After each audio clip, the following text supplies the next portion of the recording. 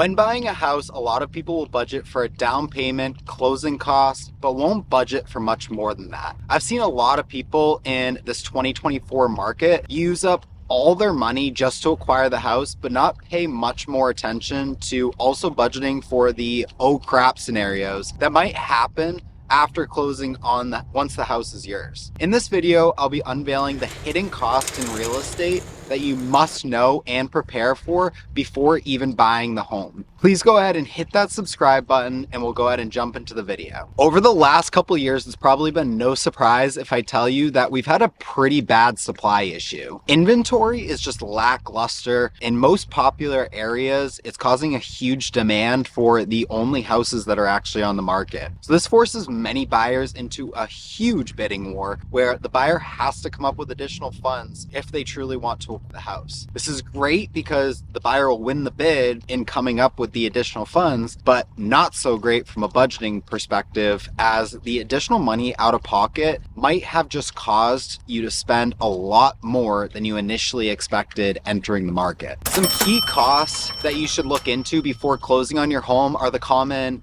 or average electric, heating, water, sewer. This can often get swept under the rug with not so great real estate agents, but heating costs is something that can vary greatly depending on the house that you actually go to buy. If you're buying an older house with older windows, a lot of people don't know that this is going to cost you a lot more to heat because the lack of insulation for the windows and the actual walls. Versus a new house will have up-to-date insulation and windows to keep in that heat and air conditioning longer. Electric, water, sewer are more controllable as they are by use basis. So finding this out prior to closing based on how many people occupy the property will give you a good baseline for what you can expect the cost to be with however many people that you have moving in and occupying the residence in comparison. These are standard and reoccurring costs that are going to be crucial in understanding as you're signing up to pay for them on closing day. But what about the more hidden costs that can creep up and are less common? These are the big ticket items like your roof. Your roof should last anywhere from 25 to 50 years depending on your climate,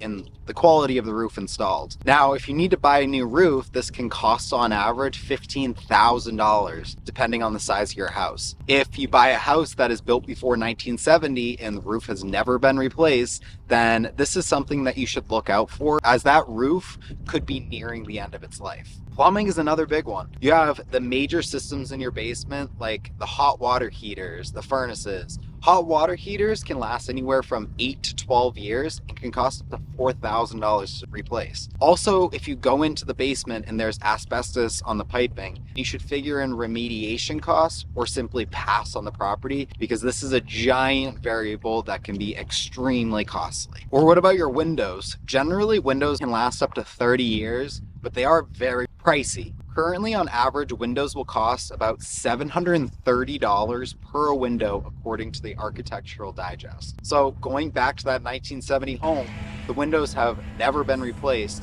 and you have 20 windows for say, then this might be almost $15,000 in expenses that you're gonna have to come up with that are coming down the pipeline.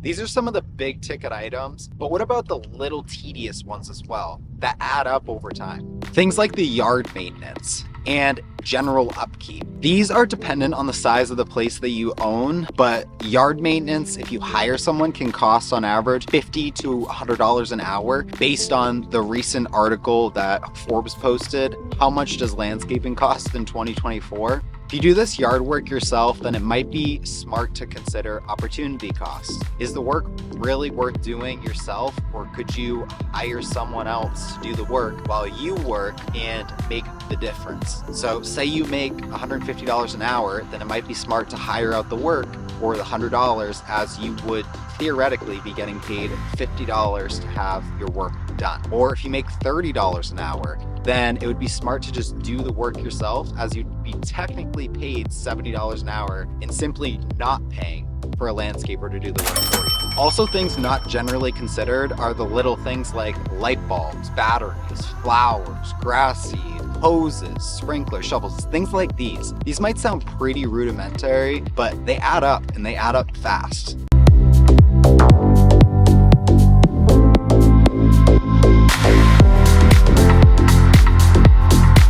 Furthermore, it's essential to consider the potential need for renovations or modifications after purchasing a house. You might want to personalize your home to align with your lifestyle and preferences, which could mean undertaking minor projects like painting, changing the flooring, or even larger, more complex tasks such as remodeling a kitchen or a bathroom. Consider also the possible need for replacements such as appliances or systems like HVAC. These can be quite costly as well and may not be immediately apparent when you're actually buying that house. You should also factor in the continual care and upkeep to maintain the property's value and comfort. This can range from regular cleaning to pest control to periodic repairs and replacements, such as a roof or furnace once again. Or if you have children or are planning to have them, then you also need to take into account the costs for childcare or education for that given area. If you're moving to a district with public schools, you might save on education costs,